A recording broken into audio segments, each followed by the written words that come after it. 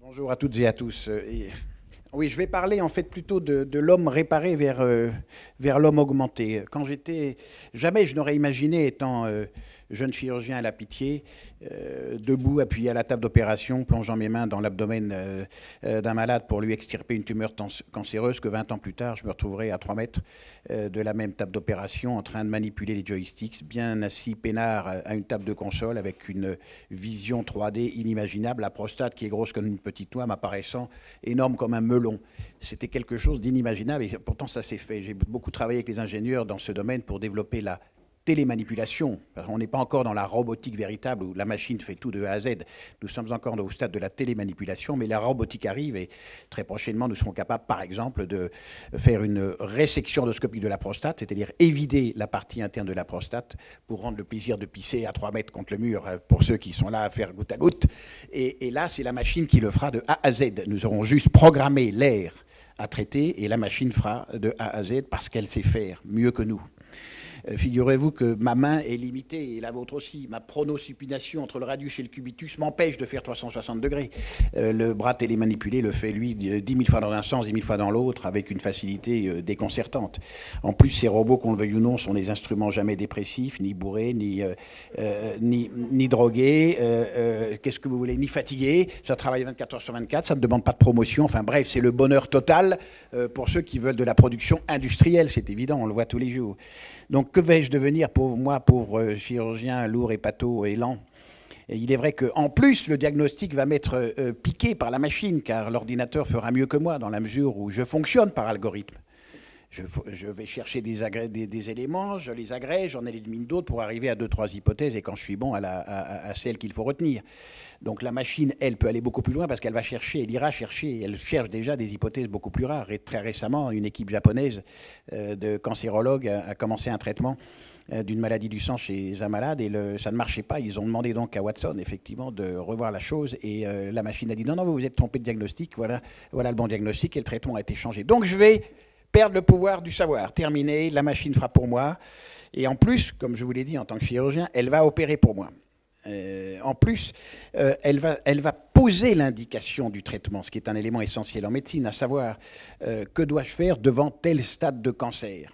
Alors aujourd'hui, on regarde ça au microscope, c'est bien gentil, mais nous sommes de plus en plus à aller analyser le génotype de la tumeur. Et pour analyser un génotype, il faut analyser 3 milliards de bases. Ce n'est pas mon pauvre cerveau qui pompe une douzaine de watts qui va faire le travail. Et pourtant, ce cerveau, il a été dit, est une machine absolument inimaginable, qui n'a rien à voir, et c'est là où je m'emporte contre les gourous de la Silicon Valley, qui sont tous transhumanistes. On ne peut pas comparer une puce de silicium à un neurone, mais c'est totalement débile. Il faut être américain pour penser ça. Il faut vraiment être américain, binaire 0-1. 1 et 0, je veux dire, c'est inimaginable. Nous sommes dans un élément biologique contre un élément mécanique et matériel pur. Donc on ne peut pas comparer. Nous avons 3,5 milliards de vies qui sont dans nos gènes, 550 millions de neurones dans nos gènes. Comment voulez-vous que la machine nous rattrape? Et en plus, ce cerveau, ce n'est pas tellement le nombre de neurones. Effectivement, il y en a 100 milliards, dont 20 milliards de cortex seulement. 20 milliards d'un cortex qui fait à peine 5 mm d'épaisseur sur 1 mm². Vous mesurez avec ça ce que vous faites? Et tout ça, c'est fait à 75% d'eau, 20% de graisse et 5% du reste. C'est nul. Ça vaut rien, un cerveau. Cette espèce de masse mollasse qui n'est intéressante que parce qu'elle est activée par les sens, par l'environnement extérieur, par mes sensations proprioceptives, par mes sensations interoceptives. Et ceux, comme effectivement Ray Kurzweil, qui rêve d'aller nous plugger notre citron dans un cloud éthéré avec des puces de silicium, sont complètement fous. Sans le corps, le cerveau n'est rien. L'homme est bien plus qu'un cerveau. Donc, ils sont dans l'erreur totale, mais font rêver certaines sectes dont ils font partie. Ray Kurzweil avale quand même 30 pilules par jour pour ne pas mourir et a cryogéné son père en espérant le ressusciter. Il faut savoir quand même, on est dans ce domaine-là. Et quand vous voyez Church de Harvard avec son équipe, ils sont en train de vouloir ressusciter Néandertal. On a séquencé Néandertal, on a pris des petits bouts d'os, on connaît son génome. Et donc, en prenant des cellules souches, on va pouvoir le rétablir, parce qu'au nom de la biodiversité, il faut retrouver Néandertal avec sa gueule de chimpanzé. Donc, on voit les délires qui sont en train de se décider. Nous avons tué les dieux, nous avons tué Dieu, et là, on retrouve des démiurges qui sont sans foi ni loi et qui pensent qu'effectivement, comme dit Mark Zuckerberg, nous aurons guéri les maladies en 2100. Merci, docteur. sans même penser que les épidémies nous tombent dessus tous les jours et que les petites bêtes que sont par exemple les moustiques, qui ont, elles, nous avons, 7 millions d'années avec Toumaï. Les moustiques, c'est 200 millions d'années. Pourquoi? Parce qu'ils sont tout petits et qu'ils vivent très peu de temps. L'immortalité est une absurdité totale.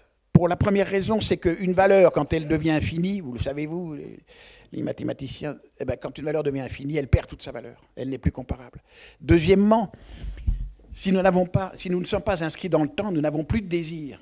Si j'ai le temps de tout faire, c'est aujourd'hui peut-être, ou alors demain. On retrouve ça. Donc, c'est parce que le temps nous est compté que nous sommes dans l'émotion, que nous sommes dans l'amour et dans le partage.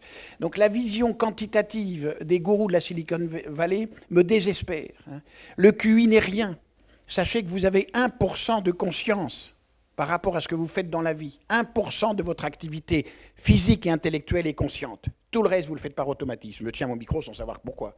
Enfin, je sais pourquoi, mais je ne sais pas comment. Je ne suis pas en train de me dire qu'il y a l'extenseur de l'index qui va donner tant de grammes de pression, puis celui du médus, celui de... Vous voyez? Donc je travaille complètement en automatisme presque.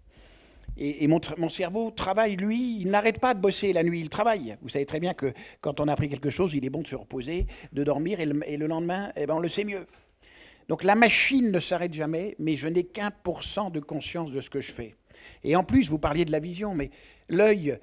je vous vois, là, je vois du rouge, je vois du bleu, je vois du blanc, mais ce n'est que de l'imagination, parce que c'est simplement la réflexion des photons sur vos vêtements qui me donne une longueur d'onde donnée, qui tape les cônes et les bâtonnets, qui vont renvoyer cela dans des aires diverses, non pas uniquement la zone occipitale de la vision, mais beaucoup plus que ça. On a compris que les aires dont on parlait, nous, à l'époque, les neurologues, c'est bien plus compliqué. Et donc, je me reconstruis tous les jours. Je suis l'imagination de moi-même. Je m'invente mes volumes, mes formes, à partir de ma mémoire. Donc, il n'y a pas d'homme normal. Il y a un président normal encore pour un mois, d'accord. Mais il n'y a pas d'homme normal. Il n'y a pas d'homme normal. Nous sommes tous des anormaux, tous différents. Il n'y a pas de normalité chez l'homme. Et tous les jours, nous changeons. Là, en une seconde, j'ai dû me transformer déjà peut-être une 50aine de millions de globules blancs.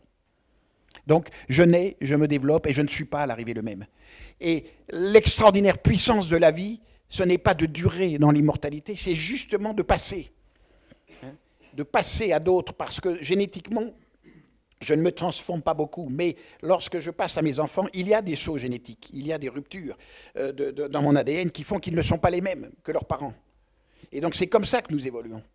Et si nous nous mettons à vivre 10 000 ans, 1 million d'années, nous allons des glauques, parce que le reste de la vie, elle, va bouger, et on va retrouver comme des crétins, à savoir plus quoi faire. Donc on voit bien qu'on est dans des visions, mais véritablement, moi je suis désespéré par l'indigence conceptuelle de ce qui se passe outre-Atlantique. Et la Chine embarque va dans le même sens. Vous savez que les Chinois, eux, ont séquencé des centaines de gamins à QI de 130 pour voir, en utilisant les petits ciseaux moléculaires, ce qu'on pourrait faire, et si on pouvait passer à des gamins à QI de 150, par exemple. Donc on est dans le quantitatif pur. Oui, la machine fait mieux. L'ordinateur, le fameux Taiyu Lite chinois, qui est aujourd'hui le plus puissant du monde avec des puces qui ne sont plus d'Intel mais chinoises, a sorti 100 pétaflops. Très bien, bon, d'accord, 100 millions de milliards de calculs par seconde, je ne dis rien. La machine fera mieux. Mais est-ce que la machine sera capable un jour de se sacrifier pour un idéal? Jamais. C'est là où est mon humanité. C'est là où je suis complètement hors norme. Je suis capable de dire non. C'est Antigone face à Créon. Et quand vous regardez l'histoire, elle a toujours été faite par des hommes et des femmes qui avaient dit non un jour, contre tous les autres. La machine, non, elle est programmée, même si elle est dans l'apprentissage de main profond, on en est très loin de ce qui peut se faire. Je ne la vois pas avoir cette indépendance, de se poser la question d'elle-même et de dire non, là je refuse ce qu'on me demande. Donc nous sommes très loin de nous faire dépasser par ces instruments, mais tout est fait pour nous y faire croire. Et c'est vrai que nous sommes dans un complexe militaro-industriel et artistique inimaginable du côté de la Californie. La DARPA, il a été cité tout à l'heure, l'agence de recherche avancée de la défense américaine qui fait des travaux extraordinairement passionnants, notamment effectivement sur les amputés avec des prothèses d'une qualité tout à fait supérieure.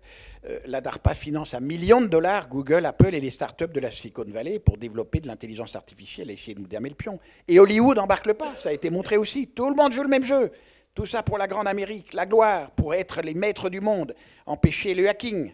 La guerre, elle est là. Elle n'est plus avec des soldats, c'est fini, ça, c'est terminé. C'est ceux qui vont entrer dans les systèmes qui vont gagner le monde. Et donc on voit bien que la pauvre Europe, avec son Brexit, est à la ramasse complètement. Il n'y a pas une entreprise européenne qui puisse damer le pion aux GAFA. qui sont nées toutes, les plus anciennes ont 40 ans, les autres ont moins de 20 ans. Et qu'est-ce que nous foutons? Nous avons eu le Human Brain Project européen, 2 milliards de dollars mis par l'Europe, les ingénieurs se sont bouffés la gueule entre eux, et le projet est complètement avorté. En plus, ce projet a pensé l'erreur magistrale de la rétro-ingénierie, en se disant, oui, eh bien, on va tâcher de faire un ordinateur qui ressemble à un cerveau, c'est ridicule. Rappelez-vous, les aviateurs qui ont voulu voler avec des ailes se sont tous crachés. Hein. Voilà, donc c'est absurde de vouloir penser qu'en imitant la nature, on fera mieux qu'elle. C'est une erreur magistrale, mais d'enfants, de gosses, quoi. Je veux dire, on a l'impression de c'est dommage que nous n'ayons pas ces entreprises, parce que je pense que nous jouerions autrement, mais eux sont dans une naïveté qui me désespère. Et à côté, vous avez les Chinois, dont vous savez que l'individu en Chine, moi j'y suis allé souvent, n'existe pas. Si vous regardez un tableau chinois, il est dans le cosmos, l'homme. Vous avez une énorme montagne avec des nuages et puis quelques sapins qui transparaissent à travers les nuages, une rivière tumultueuse, une petite barque toute longue et un tout petit mec, tout noir, avec son chapeau triangulaire. Vous ne voyez même pas le visage, c'est l'homme. Il est pris dans un maelstrom incroyable, il ne pèse rien. Et si vous regardez un tableau occidental, vous avez le roi avec sa tiare, son sceptre, son hermine, et le paysage est tout derrière, un peu dans le brumeux. Donc on voit bien que nous avons été, l'Occident européen a été le violeur du monde. Nous avons violé la nature. Je ne suis pas écolâtre, mais nous avons violé le monde. Nous mesurons jusqu'où trop loin il ne faut pas aller avec les problèmes climatiques, encore que. Ces problèmes climatiques, je m'amuse, parce que quand vous parlez aux astrophysiciens, ils vous disent avec une certitude, sans avoir exactement la date, enfin on est entre 500 millions et 1 milliard d'années, de toute façon, la Terre va bouillir, les océans vont bouillir, la température sera au-dessus de 100 degrés.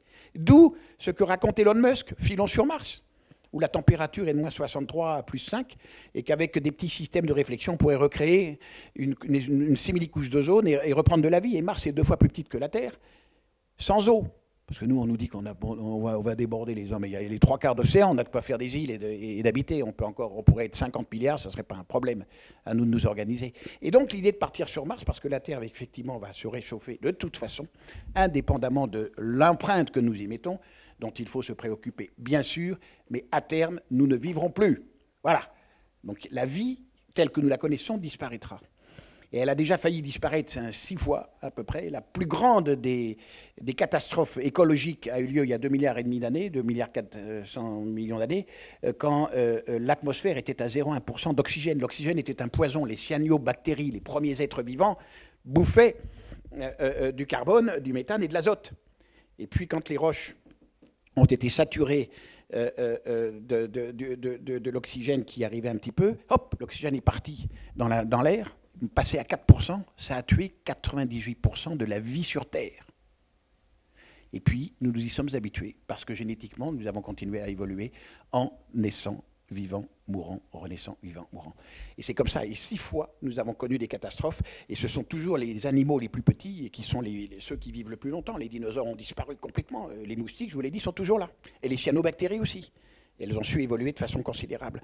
Donc, si je regarde ce que l'on demande aujourd'hui, je reviens à mon propos initial, la réparation, oui, tout doit être fait scientifiquement, et je ne veux pas de principe de précaution quant à la recherche, à la compréhension de l'univers dont nous faisons partie, à la compréhension de l'homme, bien évidemment. Tout doit être fait, la recherche sur les embryons, mais il n'y a aucun problème, nous sommes un pays à la ramasse sur ce plan-là, avec un CNIL, une CNIL et un comité national de bioéthique qui est vraiment très, très traditionnel. Les Anglais ont accepté, les Américains aussi, Académie des sciences et Académie de médecine américaine, il faut y aller. Peut-être que demain, nous aurons effectivement l'utérus artificiel, il faut le savoir. Nous sommes des gens capables d'aller à 3 semaines de culture de petits embryons. Nous connaissons exactement quoi faire quand on a des grands prémas à 5 mois et demi. Il reste un gap à combler, ça se fera.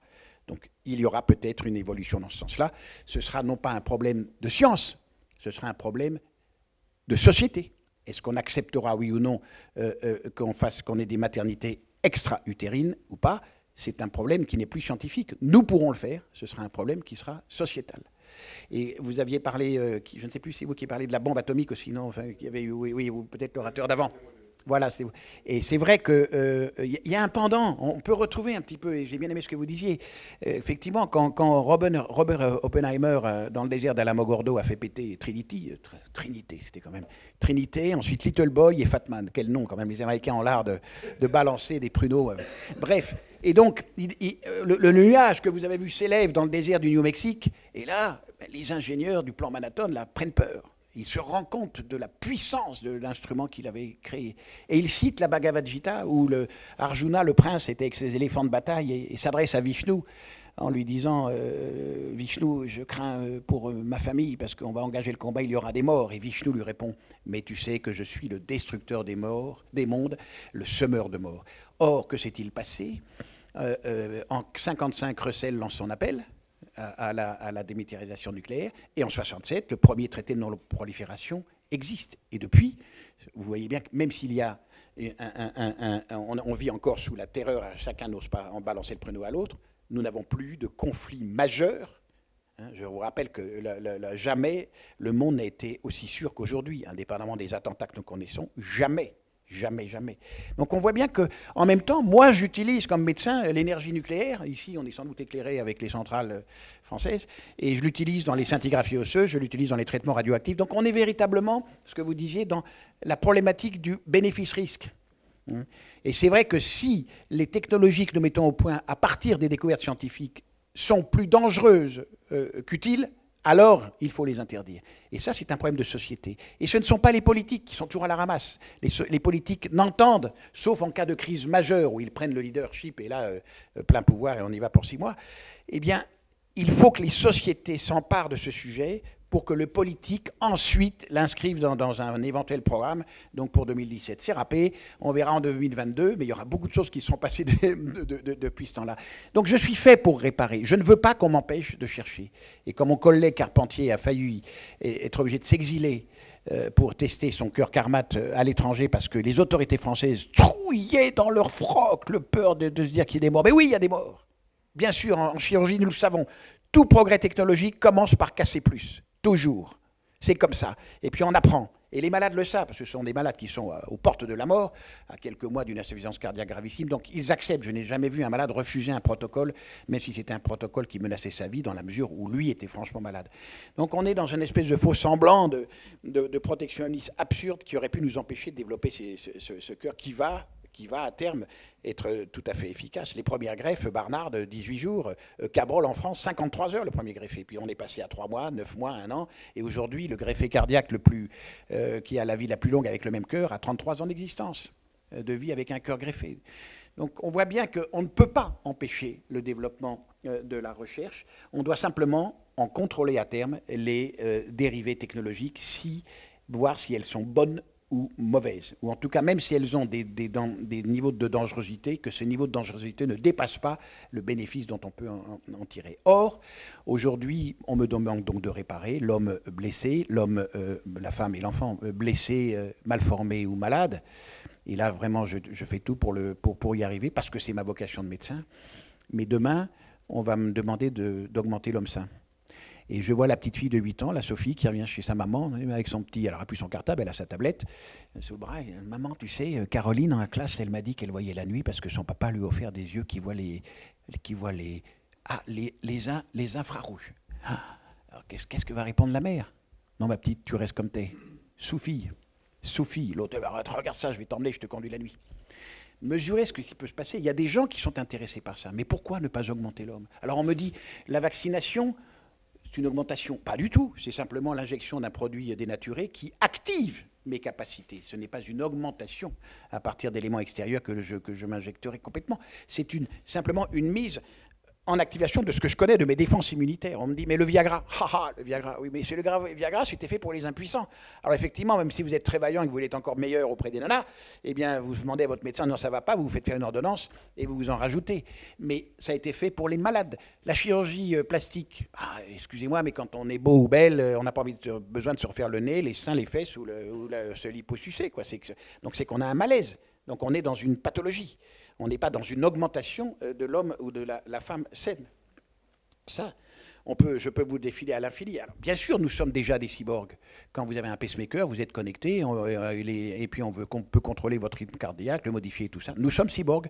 Nous avons des prothèses dans tous les sens, des hanches, des stents, effectivement des lunettes, des audophones. Nous sommes déjà connectés, et c'est très bien. Mais nous ne sommes pas dans une augmentation de nos capacités intellectuelles et physiques simplement pour qu'elles existent. Ce qui me frappe, c'est qu'à la fois, on interdit aux sportifs de porter des combinaisons qui permettent d'aller plus vite en nageant en imitant la peau de requin. On leur interdit les anabolisants hormonaux. On interdit de mettre des petits moteurs dans les moyeux des coureurs du Tour de France. Et nous, on va accepter des anabolisants numériques. On est complètement barjots. Nous sommes schizophrènes. C'est inimaginable de voir ce qui peut se passer. Tout ça étant fait dans un but qui n'est pas du tout d'une amélioration. Ça, c'est ce qu'on dit par-dessous, d'une amélioration de l'homme. On a déjà entendu ça au XIXe siècle, quand Auguste Comte et sa religion scientiste nous a dit, mais la science va améliorer l'homme. Qu'est-ce qui s'est passé au XXe? Jamais l'homme n'a autant tué l'homme sciemment. Et aujourd'hui, nous sommes paumés. Les scientifiques ne savent plus, on est perdu entre la relativité générale et la physique quantique. On ne sait plus, personne ne sait. Nous avons commencé à découper, à comprendre l'univers en coupant le saucisson en tranches. C'est ça la science, mais en même temps, en coupant en tranches, on édulcore le produit final qu'on ne reconnaît pas. Nous connaissons une infime partie de ce qui peut faire l'univers, de ce qu'est l'homme. L'homme est en fait l'animal le plus complexe. Vous avez effectivement l'infiniment grand, qui passionne les astrophysiciens, l'infiniment petit, le nanométrique, qui en passionne d'autres. Mais ce qui est tout à fait extraordinaire, c'est que nous sommes dans l'hyper-complexité. Et que ça, nous ne sommes pas prêts de le décrypter. Vous savez que quand j'aime, tout d'un coup, le coup de foudre, c'est un embrasement neuronal, il faut voir ce que c'est, il y a de la couleur partout quand vous faites de l'IRM dynamique. Et quand je suis en colère, c'est pareil, c'est pas une zone qui va se mettre à bouger. J'étais chez Dassault l'autre jour, et les ingénieurs me disaient, oui, alors la mémoire, elle est où? Non, c'est pas un disque dur qu'on change, et puis on en remet un autre un peu plus puissant, c'est pas du tout ça. C'est des millions, des milliards de connexions à la milliseconde qui se font. Et ça, je ne vois pas comment nous pourrions le décrypter, parce que ce qu'on voit en neurosciences et en imagerie dynamique, c'est extrêmement grossier encore. On a des couleurs qui apparaissent parce que simplement le flux sanguin est plus important. Alors on badigeonne, là ou là, on se dit tiens, c'est ça qui est activé, ça c'est qui est activé, sans ne rien comprendre.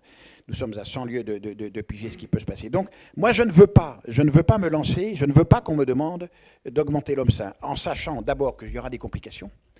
Les hommes chez qui on a implanté des puces intracérébrales qui sont connectées, les parkinsoniens, qui c'est merveilleux, parce que vous voyez l'homme qui est comme ça, complètement tremblant, tac, il est activé, il se lève, il arrête de trembler, il danse la valse. Vous lui arrêtez la stimulation, il se remet à trembler. Oui, mais vous avez 20% d'infection, et puis la nature est bien plus forte que nous. Les cellules gliales qui participent au cerveau, et qui sont très importantes, on les laisse comme des poubelles et tout ça, mais elles ont un rôle beaucoup plus important qu'on ne le croit, et on va le trouver demain. Les cellules gliales, elles sont terribles, parce que la nature se venge. Elles viennent entourer les électrodes, et elles viennent empêcher le passage du message, parce qu'on ne joue pas avec ce qui est fait du biologique. Nous croyons pouvoir le défoncer, nous croyons pouvoir le violer, nous n'y arrivons jamais. Et les événements naturels que vous avez montrés aussi, nous ne sommes pas prêts de les voir disparaître. Donc je pense que tout le débat aujourd'hui, ce n'est pas le réchauffement climatique. Je suis désolé, on va y arriver, ça, on fera un peu d'éolien, on fera un peu de machin, de voltaïque, d'hydrolien, tout ce que vous voulez, de la biomasse, mais oui, on va y arriver. Même les Chinois commencent à respirant tellement mal qu'ils ont besoin maintenant, ils commencent à titiller leurs responsables politiques. On va y arriver, ça. Mais ce que je ne veux pas, le temps qu'il nous reste à vivre, moi ce qui m'intéresse, ce que je ne veux pas, le temps qu'il nous reste à vivre, c'est de nous amener à nous modifier sciemment. À quel titre, en plus? Et la seule chose qui m'intéresse dans les débats que nous avons aujourd'hui et dans ce qui se passe avec la connaissance de plus en plus précise tout de même de ce que nous sommes, c'est que ces éléments numériques, cette intelligence artificielle, cette robotique, nous obligent à nous repenser nous-mêmes. Et c'est ça qui est passionnant. Que suis-je par rapport à ces instruments? Jusqu'où vais-je et jusqu'où je la laisserai faire? Et là, c'est un vrai débat, je le répète encore, un débat de société qu'il va falloir introduire en France parce que nous n'y pensons pas. Les gens hallucinent quand on leur raconte ça, ils tombent des nues, ils en sont encore à s'occuper du tiers payant généralisé. Peut-être que c'est important, mais je veux dire que ces problèmes-là, c'est des problèmes que l'on gère sur le long temps et le long terme, et je pense que véritablement, nous avons à nous en emparer. Moi, ce qui m'intéresse, c'est la densité d'être. Quand vous voyez dans ces discours qui sont là, il n'y a jamais le mot d'amour. Jamais. Jamais. On est dans le quantitatif. Rien sur la qualité de l'être. Vous parliez des neurones miroirs. Bien évidemment que nous sommes des êtres sociaux, les plus sociaux du monde. Véritablement. Et nos neurones miroirs sont fantastiques. C'est ce qui fait les holas, et en même temps, c'est ce qui fait les folies meurtrières des foules, tout d'un coup. Nous imitons les uns les autres en permanence. Nous avons en plus 2 systèmes neuronaux où il y a le moteur et l'émotionnel. L'un commande à l'autre. On a l'expression « j'ai été touché ». L'expression « il m'a touché ». C'est extraordinaire, c'est ça, oui, il m'a touché. Donc j'ai besoin de ces proximités. Et plus nous serons dans un monde globalisé, plus nous aurons besoin de nous retrouver en local, en partageant et en nous retrouvant véritablement en présentiel. Donc on voit qu'il va falloir, à partir de là, redéfinir complètement les modes de société que nous avons. Moi, je vous dis, la chirurgie va disparaître. On va former des ingénieurs opérateurs avec un master 4, un master 1, à 4 années d'études, qui seront programmés sur une machine donnée pour une aire anatomique donnée, comme les pilotes de ligne. Et donc, il n'y aura plus besoin de faire 15 ans d'études. Les outils facilitateurs sont tels qu'une infirmière peut faire de l'endoscopie. Elle le fait très bien en injectant le petit produit dans la vessie pour voir. Et moi, je peux contrôler simplement s'il y a une anomalie qu'elle ne comprend pas. Mais elle comprendra très vite parce qu'elle aura plus l'expérience que moi. Donc, je répète que moi, je vais disparaître de tout ce qui est du savoir et de l'action pour revenir à l'essentiel de mon métier, qui est la relation humaine, la consultation lente. C'est plus on écoute les malades, moins on fait de conneries au point de vue diagnostique, en utilisant le minimum d'examens complémentaires. Mais beaucoup des spécialistes vont disparaître. Le biologiste est mort. Les jeunes le savent, ne veulent plus faire de biologie. Vous avez 3600 laboratoires de biologie en France pour 66 millions d'habitants. Il y en a 350 en Allemagne pour 80 millions d'habitants. Ce sont des usines à traiter les données qui sont envoyées et en retour par Internet. Donc, biologie morte. L'anatomopathologie, celui qui regarde au microscope, il va mourir. C'est la machine qui va faire le diagnostic et on en gardera quelques-uns dans des caves pour établir les quelques doutes diagnostiques possibles de l'ordinateur. Le radiologue est mort. Parce que mon œil voit quoi 10, 15 niveaux de gris quand la machine est capable d'en voir 250. Donc de toute façon plié. On aura quelques radiologues aussi dans les caves qui, pour les cas un peu spéciaux, signeront un diagnostic. Le reste sera fait par la machine complètement. Donc vous voyez, dans toutes les spécialités, le chirurgien va en prendre un coup, toutes les spécialités vont morfler. Celui qui va rester, et plutôt celle, parce que c'est 70% de filles, de femmes que nous avons en première année de faculté de médecine, celle qui va rester, l'essentiel, c'est le médecin généraliste, MG, mais le médecin global qui prendra en charge la personne dans toute son acception.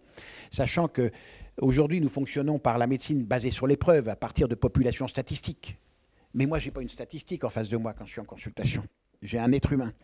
Et on sait qu'en consultation, dans 10 à 15% des cas, nous avons affaire à des personnes qui ne rentrent pas dans le moule édicté par les commissions de Bruxelles, le ministère de la Santé, les agences régionales de santé et les associations savantes de nos spécialités. C'est comme ça la vie.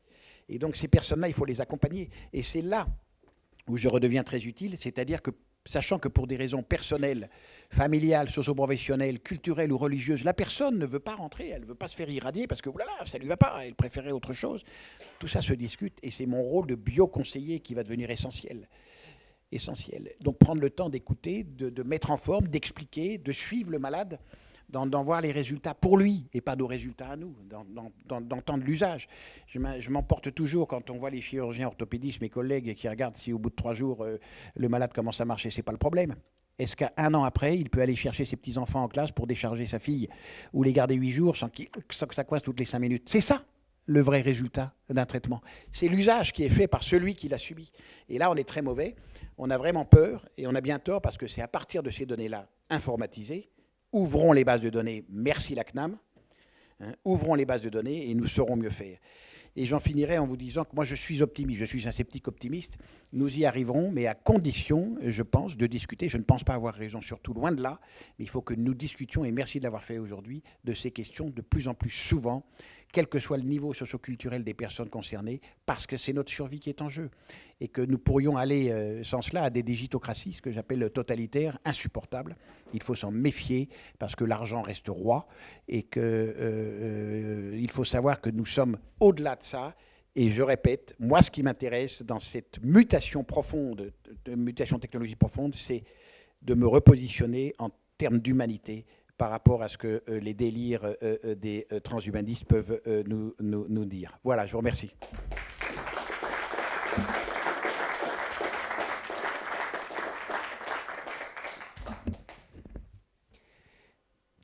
Ça sera la seule question parce que je voudrais laisser le temps au débat après. Alors, juste, merci beaucoup pour votre intervention brillante comme d'habitude. Merci beaucoup. Vous avez dit que les spécialistes allaient disparaître. Vous avez notamment évoqué les biologistes. Si je me souviens dans la présentation ce matin sur le plan génome 2025, les biologistes étaient en 4 ou 5 sur le diapositive et donc j'ai compris que les biologistes étaient également au cœur du dispositif du plan génome 2025 français. Or, s'ils vont disparaître, j'y vois comme un antagonisme. Je vous remercie de votre réponse. La recherche va continuer.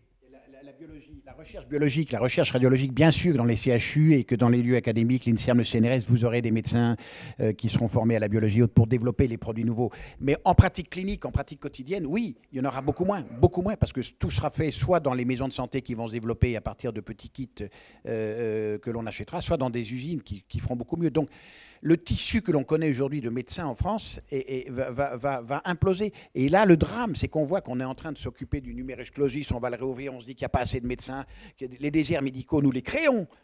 Moi, je peux vous faire un oasis médical demain, à condition d'utiliser les éléments de la télémédecine et d'utiliser les moyens de transport pratiques. Et on le fait sans aucun problème. Parce que simplement, dans les villages, ça râle, parce qu'il n'y a plus de docteurs qui étaient là jusqu'à le samedi soir, les dimanches, on frappe la porte à 11h, il ouvrait. C'est fini. Donc c'est un problème d'éducation aussi.